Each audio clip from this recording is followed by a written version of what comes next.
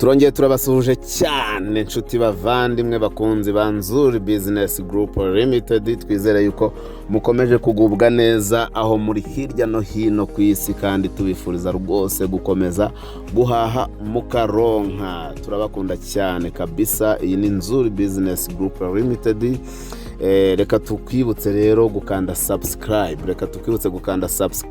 no gukora share wowe rwose utarabikora, kugira ngo ujye ubona imari tubagezaho umunsi ku wundi, 5 kuri 5 zijyanye n'imitungo itimukanwa. Iyo tuvuze imitungo itimukanwa ni amazu, amasambu, ibibanza, kandi rwose tuba tubagezaho ibigurishwa cyangwa se ibikodeshwa biri ku giciro cyiza kandi biri ahantu heza. Ni twebwe twenyine dushobora kukugezaho imari zabyungura, ya mari ugura ntuzicuze, ya mari ugura ikaguteza imbere, ya mari ugura ukamera nk'urwo ushoye rwose mu kirombe. Nkuko rero muri kubibona ku mashusho, ngira ngo murabibona yuko rwose tubafitiye inzu nziza cyane y'akataraboneka. Ni inzu nshyashya igezweho, yubatse mu buryo bugezweho, ya CADASTRE. iri hano mu mujyi wa Kigali rwose rwagati, mu karere ka Kicukiro, mu murenge wa Kanombe. Iyi nzu iri Kanombe, ahantu heza muri quartier VIP nkuko muri kubibona ku mashusho. Iyi nzu rero ikaba igurishwa amafaranga atari menshi, iragurishwa amafaranga makeya rwose ugereranyije nuko yubatse, aho iri, agaciro k'ikibanza, agaciro k'ibikoresho biyubakishije. Ni inzu ishaka amafaranga rwose atari menshi, habe na gatoya, habe na buhoro. Iyi nzu rero nkuko nabibabwiye iri mu mujyi wa Kigali, mu karere ka Kicukiro, i Kanombe. Ikaba iri hafi cyane ya kaburimbo, kandi ku muhanda n'ubundi uri principal, n'ubundi bagiye gushyiramo kaburimbo, umuhanda munini muri quartier nziza. Iyi nzu rero yubakishije amatafari ahiye yose, yubakishije amatafari ahiye rwose ajyanye n'igihe. Ikaba ifite plafond nziza cyane ya gypsum nkuko muri kubibona ku mashusho. Ni plafond ihenze, ni plafond nziza itanga umucyo mu nzu.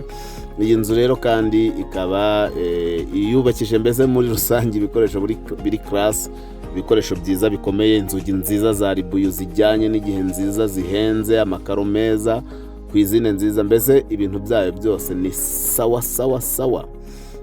Iyi nzu rero ikaba ifite ibyumba 4. Iyi nzu ifite ibyumba 4 binini rwose bihagije byo kuryamamo. Ikagira salon, murayibona salon yayo nziza cyane y'akataraboneka. Ikagira salle à manger nziza cyane. Ikagira cuisine moderne, cuisine nayo nziza ijyanye n'igihe.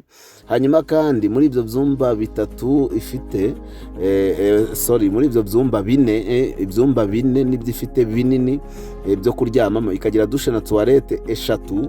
Hanyuma icyumba kinini cyase chambre principale, icyumba cy'ababyeyi, kikaba kirimo urwambariro, icyo twita dressing room cyase vestiaire mu rurimi rw'igifaransa. Hanyuma nyine ikagira salon, salle à manger na cuisine yayo rero kandi ikaba ifite na stock. Si ibyo gusa rero, kubera yuko iyi nzu ifite kandi imiryango 2 isohoka mu gikari. Kwa kundi uri mu byumba uri gushyashyana, muri salo harimo abakiriya, si ngombwa ngo ujye gusohoka mu gikari ugaruke muri salo. Oya, hari umuryango uva mu byumba ukajya mu gikari. Iyi nzu rero kandi ifite annex igezweho, annex nziza. Ifite icyumba cy'umukozi, urabona ayo madushe harimo kabine, amadushe yayo, izi ni kabine, ni dushe zigezweho cyane. Hanyuma ikagira annex ifite icyumba cy'umukozi, cuisine yo hanze, stock ndetse na douche na toilette byo hanze, ndetse ikagira n'ikigega cy'amazi. Iyi nzu rero ni inzu y'imari kandi ihendutse ugereranyije n'agaciro kayo, nkuko nakomeje mbibabwira. Iyi nzu rero ikaba ifite clôture nziza, ifite ibintu byiza, ifite amapave, ifite parking ihagije nini yajyamo imodoka nk'enye cyangwa 3. Kimwe nuko hajyamo n'ebyiri, byaterwa nuko imodoka zingana, ariko ntizajya munsi. Hanyuma kandi ikagira na jardin nziza, nabyo mu kanya turaza kugenda tubibereka ukuntu ifite parking ndetse na jardin bihagije. Nkuko mwabyiboneye rero, ikaba iri muri quartier nziza cyane. Ndabizi amatsiko yabishe, murimo muribaza mutesi inzu koko ubu yajya munsi ya miliyoni 100. Ubu yajya munsi ya miliyoni 100 koko mu by'ukuri ukuntu turi kuyibona, ukuntu iri smart, ukuntu igezweho, ibikoresho turi kubona biyubakishije. Humura rero, humura nzuri iba yahakugereye ikajya mu mwanya wanyu, ikajya mu mwanya w'abakiriya, hanyuma rwose ikagerageza kuhababera, tugakatuza mu kanya uratangazwa cyangwa se uratungurwa n'igiciro cy'iyi nzu cyangwa se n'amafaranga iyi nzu ishaka. Ni inzu ifite design nziza, ni inzu ifite design igezweho, ni inzu y'akataraboneka. Ahangaha ni mu gikari, mbese ni inzu y'abagabo.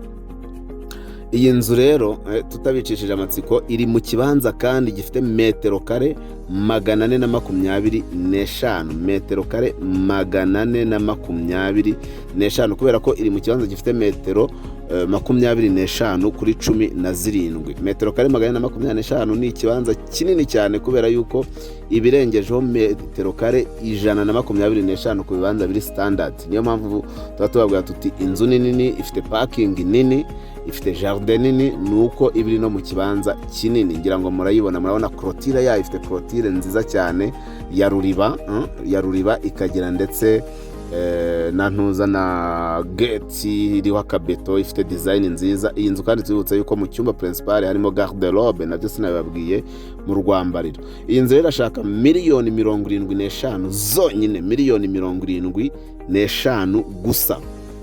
Ayo ngayo murumva ko ari amafaranga atari menshi ugereranyije n'agaciro k'iyi nzu. Murabizi yuko izi nzu akenshi murabizi namwe nyinshi tuba tubagezaho hano ziba ziri kuri miliyoni 100-120, yaba make akaba 90. Ariko iyi ngiyi twahageze dukubita ibiciro hasi.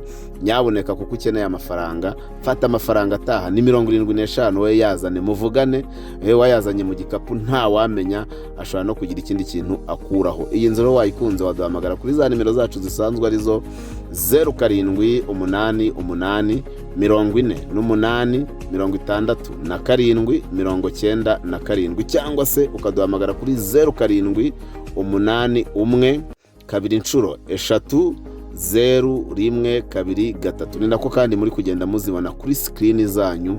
Izo nimero nizo mushaka guhamagara cyangwa se mukadusangaho dukorera ku Muhima kuri Yamaha, ugeze muri Feruje neza umanuka gato nk'ugana Nyabugogo. Ni etage ya kabiri y'amatafari yanditseho Shema House, ni mu muryango, ni muri etage ya nyuma mu muryango wo mu gikari ureba ku Gisozi wa mbere. Wadusura kuri Instagram, Facebook page, Twitter, hose n'ubundi ni Nzuri Market. Komeza ro kandi subscribe, ugende ubona imari zose. Ariko kandi nawe ushaka kugurisha, nta handi wabona ibintu byizewe kandi byiza birambye byunguka atari muri Nzuri Business Group Limited. Turabakunda cyane, ni karibu.